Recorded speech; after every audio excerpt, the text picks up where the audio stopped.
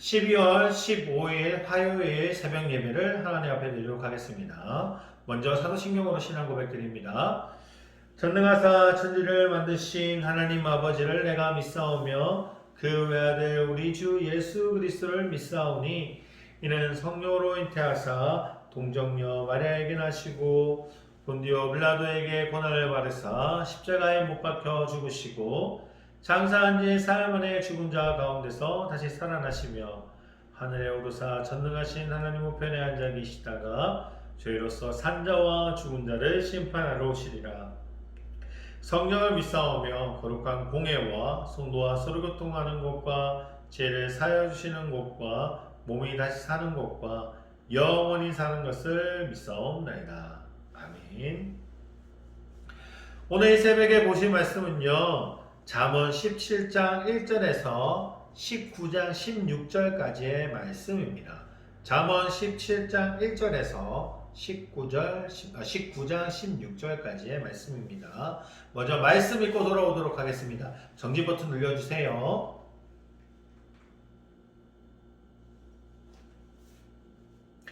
자, 오늘 본문 읽도록 하겠습니다. 오늘 말씀을 보실 본문은요, 17장 1절에서 8절까지의 말씀입니다.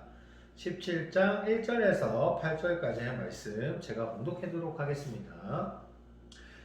마른 떡 한 조각만 있고도 화목하는 것이 제 육이 집에 가득하고도 다투는 것보다 나으니라. 슬기로운 종은 부끄러운 짓을 하는 주인의 아들을 다스리겠고 또 형제들 중에 유업을 나누어 얻으리라. 도가니는 은을, 풀무는 금을 연단하거니와 여호와는 마음을 연단하시느니라. 악을 행하는 자는 사악한 입술이 하는 말을 잘 듣고 거짓말하는 자는 악한 여가 하는 말에 귀를 기울이느니라. 가난한 자를 조롱하는 자는 그를 지으신 주를 멸시하는 자요, 사람의 재앙을 기뻐하는 자는 형벌을 면하지 못할 자니라. 손자는 노인의 멸루관이요 아비는 자식의 영환이라. 지나친 말을 하는 것도 미련한 자에게 합당하지 아니하거든 하물며 거짓을 하는 것이 존귀한 자에게 합당하겠느냐. 뇌물은 그 임자가 보기에 보석 같은즉 그가 어디로 향하든지 형통하게 하느니라. 허물을 덮어주는 자는 사랑을 구하는 자요 그것을 거듭 말하는 자는 친한 것을 이간하는 자니라. 아멘. 한 절 더 읽어버렸네요.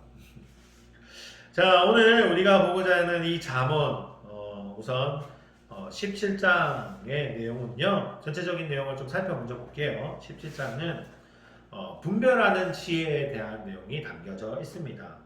화평이 다툼보다 낫다라는 것, 또한 언행은 어떻게 해야 되는지에 대한 잠언이 적혀져 있고, 또한 행실이 어떻게 해야 되는지에 대한 잠언, 그리고 지혜로운 자와 미련한 자의 대조를 통해서 분별은 어떻게 해야 되는지에 대한 지혜의 말씀이 담겨져 있습니다. 그리고 잠언 18장은요, 주의 이름은 견고한 망대라고 이야기를 하죠. 참 지혜의 샘이 바로 하나님의 말씀이라는 것. 그리고 교만을 버리고 하나님을 여호와를 의지해라. 그리고 다툼을 피하고 또한 화목해야 라는 것에 대한 부분을 설명을 하고 있습니다. 그리고 잠언 19장은 가난에 대해서 설명합니다. 온유한 사람이 되어야 된다. 그리고 인자한 마음으로 징계하라 라는 내용이 담겨져 있지요. 오늘 그 중에서 오늘 우리가 보고자 하는 것은 17장 분별하는 지혜에 대한 부분을 살펴보려고 합니다. 제가 자녀가 2명이 있습니다. 딸이 2이 있는데, 이 둘이 이제 나이가 7살, 그리고 이제 4살, 2년 되면 초등학교 1학년이 올라가고, 이제 5살 유치원이 됩니다. 근데 지금도 얼마나 많이 싸우는지 모릅니다. 자, 하루에 한 10대 번은 싸우는 것 같아요. 그렇게 혼이 나는데도 얼마나 싸우는지, 자신의 주장이 강해지고 자신의 생각이 좀 있으면서 얼마나 또 둘째는 언니한테 대회 들고 언니는 또 동생한테 지기 싫어서 싸우는지 모릅니다.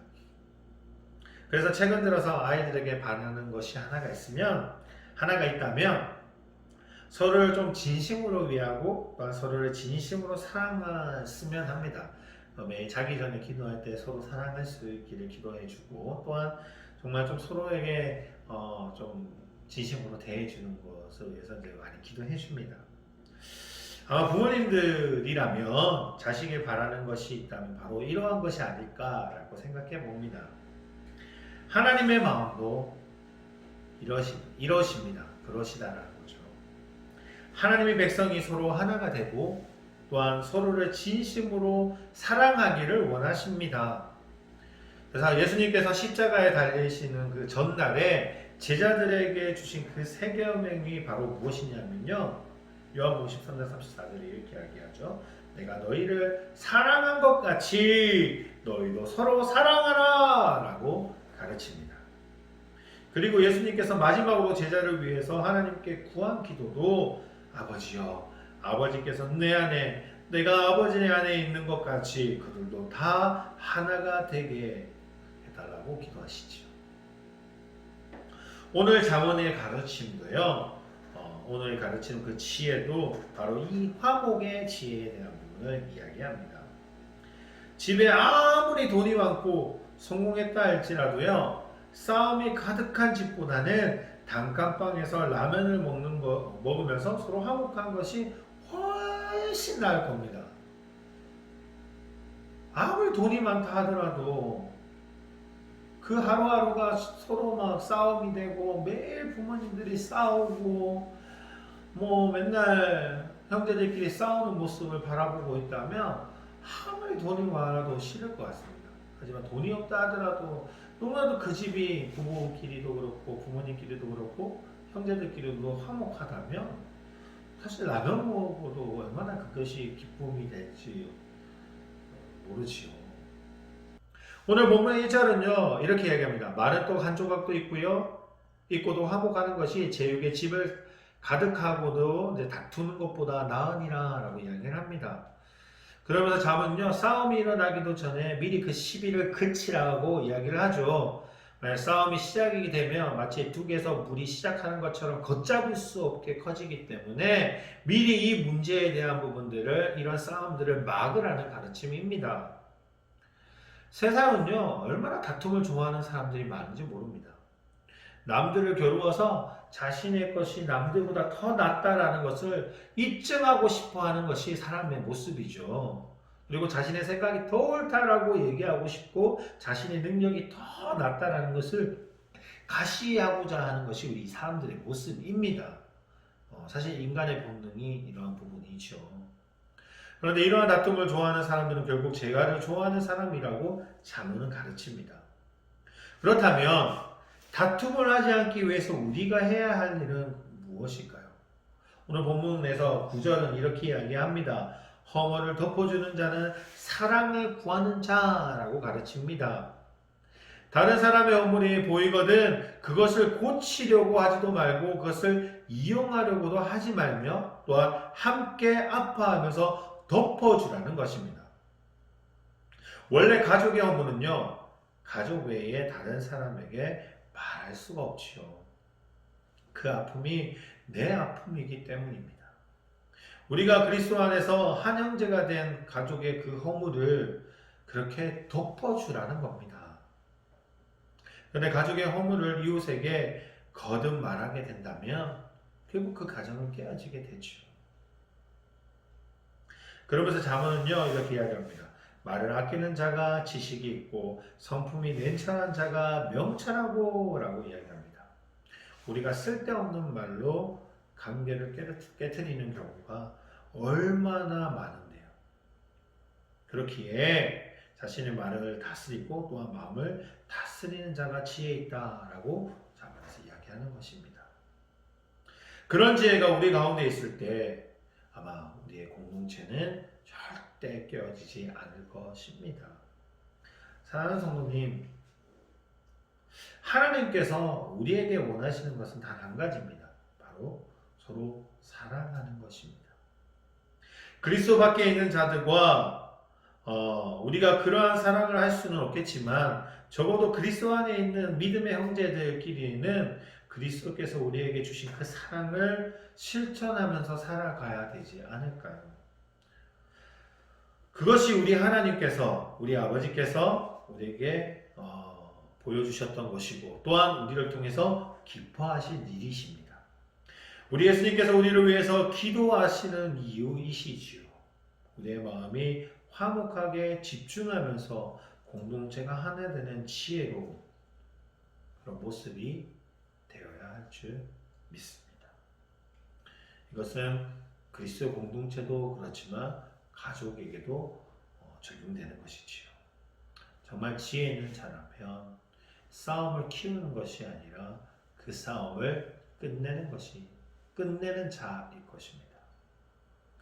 저희 사랑하는 광원교회 성도님은 지혜로운 자가 되시기를 원합니다. 하나님이 기뻐하시는 지혜로운 자가 되시기를 원합니다. 어떠한 문제 있을 때요, 한 번 더 생각해 봤으면 좋겠습니다.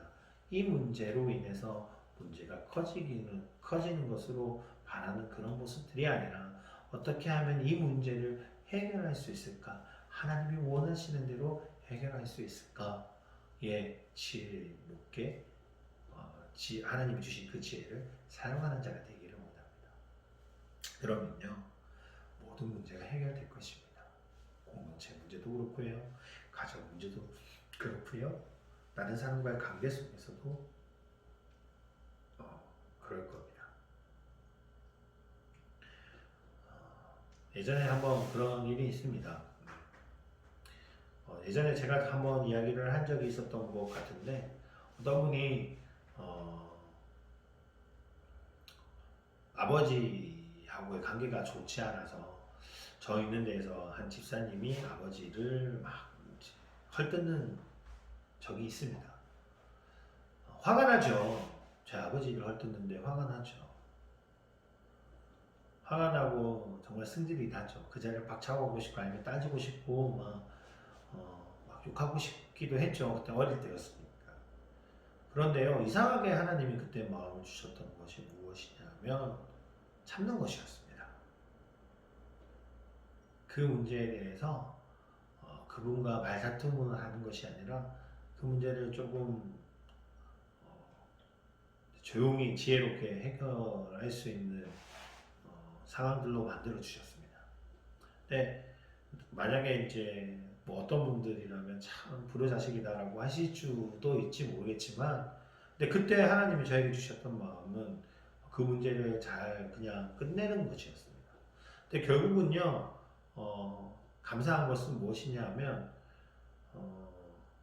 그분과 아버지의 관계가 더 이상 나빠지지 않았다라는 것, 첫 번째. 그리고 오히려요, 그분이 이제 했던 것이 저희 아버지에 대한 행동에 대한 부분이었지만 결국 나중에는요, 다른 분들이 평가하시고 아버지 이야기를 할 때는 오히려 하나님 앞에 더 높임을 받을 수 있는 상황으로 만들어 주셨다는 것을 제가 보게 되었습니다. 그러면서 되돌리면 어떤 문제가 있으면 한 번 더 생각하는 버릇이 좀 생기게 됐죠. 뭐 지금은 교육자니까 더 그래야 될지 모르겠습니다. 그런데 중요한 것은 그 사람이 평가하는 것이 아니라, 그 사람이 생각하는 것이 아니라 하나님이 평가하는 것이라고 생각이 듭니다. 정말 지혜로운 것은 오늘 본문에서 이야기하고 오늘 말씀에도 이야기하는 것처럼 그 문제를 하나님이 보시기에 얼마나 좋은가라고 생각이 듭니다. 오늘 하루도 성도님들이 그런 삶을 살아가시기를 원합니다. 하나님이 원하시는 것이 무엇인가? 하나님의 뜻이 무엇인가? 세상 사람들이 뭐라고 이야기해도 하나님이 기뻐하시는 것이 무엇인가를 바라보면서, 또한 그런 분별하면서, 또한 그런 문제들이 오히려 그것을 통해서 해결될 수 있는 그런 은혜가 넘쳐나고 축복이 가득한 오늘 하루가 되시기를 소원합니다. 기도하겠습니다. 하나님 아버지 감사합니다. 언제나 함께 하시는 주님, 오늘 말씀을 통해서 정말 우리의 생각이 정말 우리의 생각대로 살아가는 자가 되지 않기를 원합니다. 정말 하나님이 원하시는 것이 무엇이고 하나님이 정말 우리에게 바라는 것이 무엇인지를 살펴보는 자가 되기를 원합니다. 그리고 우리에게 주셨던 그 사랑을 전할 수 있는 자가 될 수 있도록 주님 인도하여 주시옵소서. 가족과에서도 그렇고요, 이웃과의도 관계에서도 그렇고 저희 그리스도 안에서의 공동체에서도 마찬가지입니다. 서로 사랑할 수 있게 하시고 내가 먼저 사랑할 수 있게 해주시고 그 사랑의 마음을 전할 수 있는 오늘 하루가 될 수 있도록 주님이 인도하여 주시옵소서. 또한 이 새벽에 기도하고 나아갈 때에 주님의 응답하실 줄 믿사오며 예수 그리스도 이름으로 기도드립니다. 아멘. 주기도문을 여기서 마치도록 하겠습니다. 하늘에 계신 우리 아버지여, 이름이 거룩히 여김을 받으시오며 나라가 임하옵시오며 뜻이 하늘에서 이룬 것 같이 땅에서도 이루어지리다. 오늘날 우리에게 일용할 양식을 주옵시고 우리가 우리에게 죄 지은 자를 사하여 준 것 같이 우리의 죄를 사하여 주옵시고 우리를 시험에 들게 하지 마옵시며 다만 악에서 구하옵소서. 대개 나라와 권세와 영광이 아버지께 영원히 있사옵나이다.